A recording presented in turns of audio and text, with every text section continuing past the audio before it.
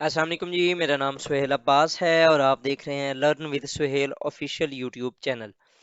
नाज़रीन, हम competitive exams के जो स्टूडेंट्स हैं उनके लिए वीडियोस बनाते हैं। अगर आप कम्पिटिटिव एग्ज़ाम के स्टूडेंट हैं, सीएसएस, पीएमएस, पीपीएससी, एफपीएससी या किसी भी एग्ज़ाम की तैयारी कर रहे हैं, तो you are on the right place. Subscribe it, hopefully it will be helpful for you in your overall journey. आज हम जिस टॉपिक के ऊपर बात करेंगे वो है इन्फ्लेशन, महंगाई। हम सबका फेवरेट टॉपिक है। ओवरऑल अगर देखा जाए तो पाकिस्तान के अंदर द मोस्ट डिबेटेड टॉपिक है और इसके ऊपर ओवरऑल प्रोटेस्ट वगैरह आए रोज होए रहते हैं। तो इसको हम स्टार्ट करते हैं, देखते हैं क्या हुआ है क्या नहीं। ओवरऑल अगर देखा जाए तो अप्रैल 2021 के अंदर, लास्ट ईयर अप्रैल 2021 के अंदर इन्फ्लेशन का जो रेट था वो डबल डिजिट में गया for the very first time after 2008। मतलब कि उस टाइम जो हमारे जो इन्फ्लेशन थी उसका रेट बढ़ा था। ये हम आगे देखते हैं इन्फ्लेशन के जो ट्रेंड्स हैं। उसके बाद जो अप्रैल 2021 के अंदर जो हमारी इन्फ्लेशन थी वो 11.1% हुई। और उसके बाद साल से 1.5 साल बाद अगस्त 2022 में इट रीच्ड टू 27.26%। मतलब कि एक साल के अंदर अंदर अगर आप देखें, या एक साल 3 माह बनते हैं, उसके अंदर अगर आप देखें तो इसका जो ये डबल हो गई ओवरऑल। और ये इसकी जो रिसोर्स है, ये जहाँ से ये डाटा लिया गया है, पाकिस्तान ब्यूरो ऑफ स्टेटिस्टिक्स है। और ये जो इन्होंने बताया था पाकिस्तान ब्यूरो ऑफ स्टेटिस्टिक्स ने 27.26%, अकॉर्डिंग टू स्टीव हॉक, ये एक इकोनॉमिस्ट हैं, इनके मुताबिक the Pakistan bureau of statistics has release inflation number of for August. It claims that annual inflation in Pakistan is 27.26% per year. False. Today I accurately measure inflation at 42%। Mean के वो जो government ने अपना जो डाटा बताया था वो भी वो बता रहे हैं कि गलत था। ऑफिशियली उन्होंने ये जो बताए हैं, ये डाटा इसको कम करके बताया है। ओरिजिनल जो है वो 42% है। और ये अगर कहा जाए तो इसमें गलत नहीं होगा, क्योंकि हमारे जो ओवरऑल लीडर्स हैं वो इस तरह की बातें करते रहते हैं to disinform the public about the exact figures of the things. तो अगर हम थोड़ी सी हिस्ट्री में चले जाएं तो देखते हैं इन्फ्लेशन पाकिस्तान के अंदर रही किस तरह है। 2009 के अंदर जो इन्फ्लेशन थी वो 19.56% थी। और ये हुई किस वजह से? 2008 के फाइनेंशियल क्राइसिस हुए थे उसकी बेस पे।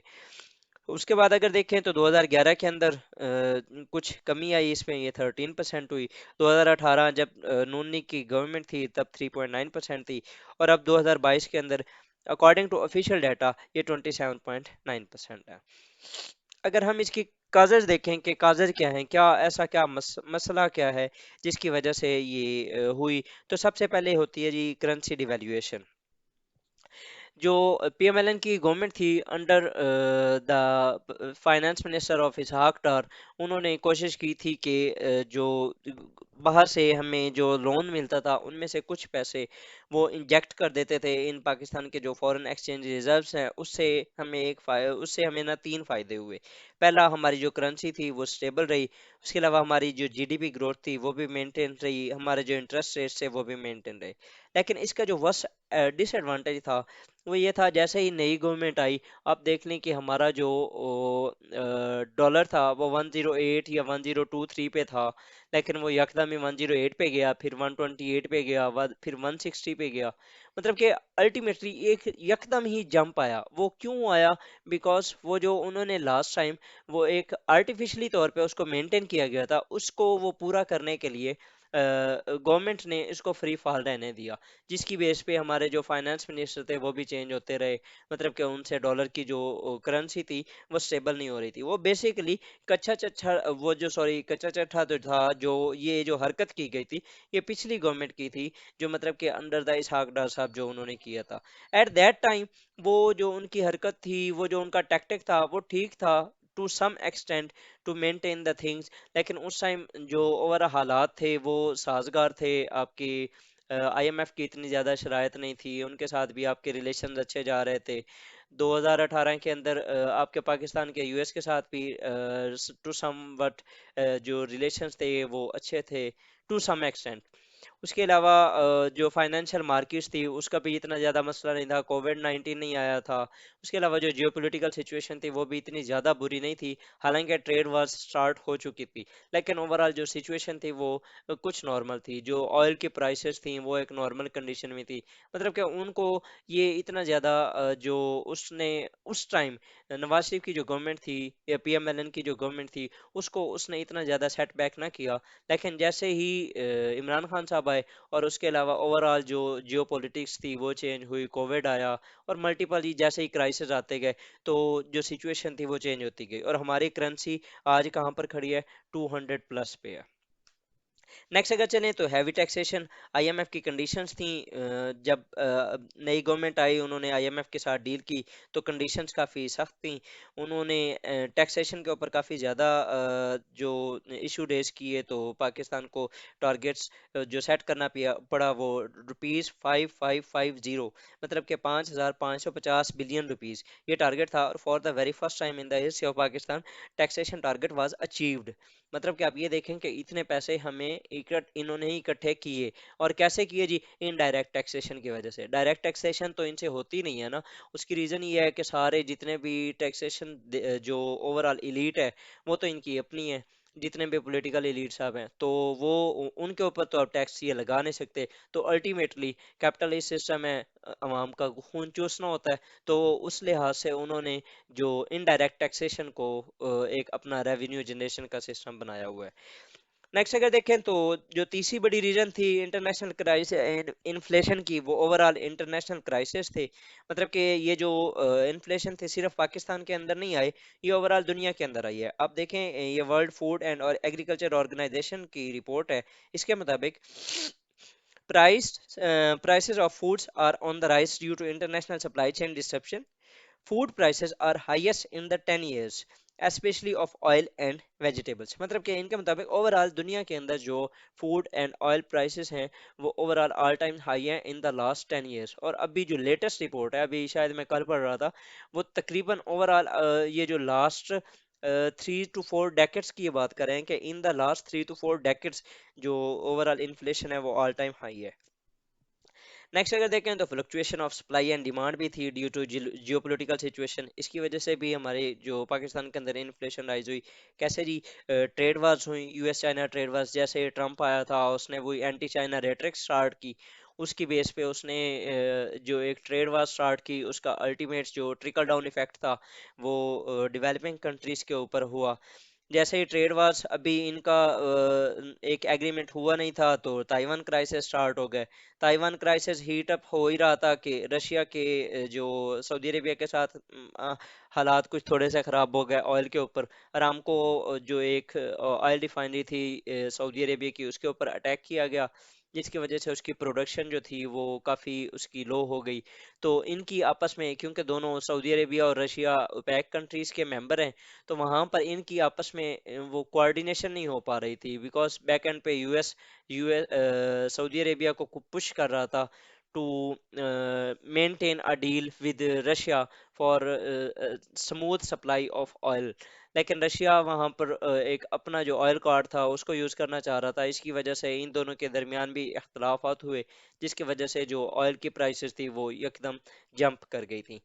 और जब ऑयल की प्राइसेस जंप करती हैं तो ओवरऑल हर चीज़ की प्राइस जितनी भी होती हैं उनकी उसमें काफ़ी जंप देखने को मिलता है। नेक्स्ट जी, रशिया यूक्रेन वार। इसने रही कसी जो कसर थी वो इसने तोड़ दी। ओवरऑल आप देखें कि ये जितनी भी 29% ऑफ द वर्ल्ड वीट जो गंदम है वो प्रोडक्शन होती है इन दोनों कंट्रीज के अंदर, जो कि वर्ल्ड को ये सप्लाई करते हैं। जैसे ही वार हुई उन सब का वो बंद हो गया, मतलब कि वो जो प्रोडक्शन थी और वो जो एक्सपोर्ट थी। ओवरऑल जो रशिया है वो बिगेस्ट बिगेस्ट सप्लायर है ऑफ एनर्जी। तो उसने भी अपनी जो प्रोडक्शन थी उसको वो एनी हाउ वो दे तो रहा है, लेकिन ओवरऑल जो एक प्राइसेस थे वो राइज कर गया। इनकी बेस पे भी जो है इन्फ्लेशन हुई। नेक्स्ट अगर देखें पाकिस्तान के अंदर तो पुअर प्राइस कंट्रोल मैकेनिज्म, ये एक और मेजर फ्लॉ था जिसकी वजह से جو ہے ملک کے اندر کرپشن ہوئی. اب فار ایگزامپل یہ اس طرح ہوتا ہے کہ اگر آپ کسی بھی شاپ پہ جاتے ہیں تو ان سے جا کے پوچھتے ہیں جی یہ شوگر کیا ریٹ ہے، تو وہ کہتے ہیں جی 120 روپیز. اب اگر فار ایگزامپل اس کے اوپر کوئی چیک اینڈ بیلنس نہیں ہے، ان کو پیچھے سے اگر وہ 100 کی مل ہی رہی ہے یا 90 کی مل رہی ہے، وہ یہی کہہ رہے ہیں کہ بھائی مہنگائی ہو گئی ہے اور ہم اس ریٹ پہ بیچ رہے ہیں. حالانکہ وہ درمیان کے اندر ملٹیپل جو چنکس ہیں، مطلب کہ پہلے جو آپ کا آڑتی ہوتا ہے اس نے لینے ہوتے ہیں، انڈسٹریلسٹ نے لینے ہوتے ہیں، پھر آڑتی نے لینے ہوتے ہیں، پھر ہول سیل ڈیلر نے لینے ہوتے ہیں، الٹیمیٹلی پھر جب پرچون کے اوپر آتی ہے.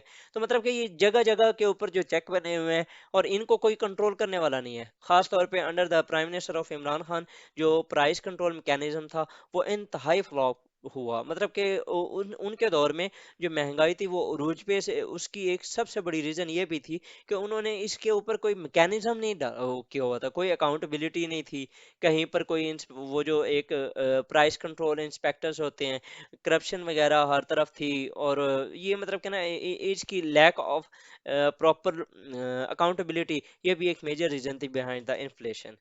نیکسٹ، یہ آلریڈی میں آپ کو بتا چکا ہوں، رائز ان آئل پرائسز. پہلے ارامکو کے اوپر اٹیک ہوا، پھر اس کے بعد کووڈ 19 آ گیا. کووڈ 19 کی وجہ سے اوورال ویسے ہی مہنگائی وہ سوری جب کلوز ڈاؤن ہوا، شٹ ڈاؤن ہوا، اوورال پوری ورلڈ ایک under the condition of hibernation چلی گئی. اس کی وجہ سے بھی آئل پرائسز کافی وہ ہو گئے. بلکہ اس کی وجہ سے آئل پرائسز کی اس میں کمی آئی تھی. لیکن جیسے رشیا کے ایس اے کا جو ایشو سٹارٹ ہوا، یوکرین کرائسس ہوئے، تو اوورال اس نے پھر جمپ کرنا سٹارٹ کر دیا.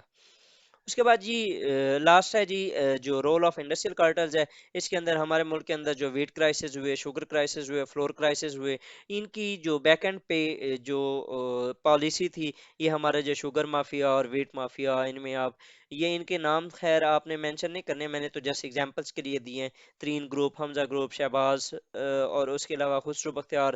مطلب کہ یہ جو میجر انڈسٹریلسٹ ہیں، انہوں نے for taking some sort of subsidy from the government, انہوں نے جان بوجھ کے جو سٹاک تھا اس کو سٹاک پائل کیا، اس کو روکا تاکہ مارکیٹ کے اندر کرائسس جنریٹ ہوں. اور جیسے ہی کرائسس جنریٹ ہوں پھر گورنمنٹ کو نیل ڈاؤن کیا جائے and to bring them on the conditions of our, مطلب کہ ان کی جو اپنی کنڈیشنز تھیں ان کے بیس پہ ہم گورنمنٹ کو اپنی کنڈیشنز پہ لائیں and then we will give them.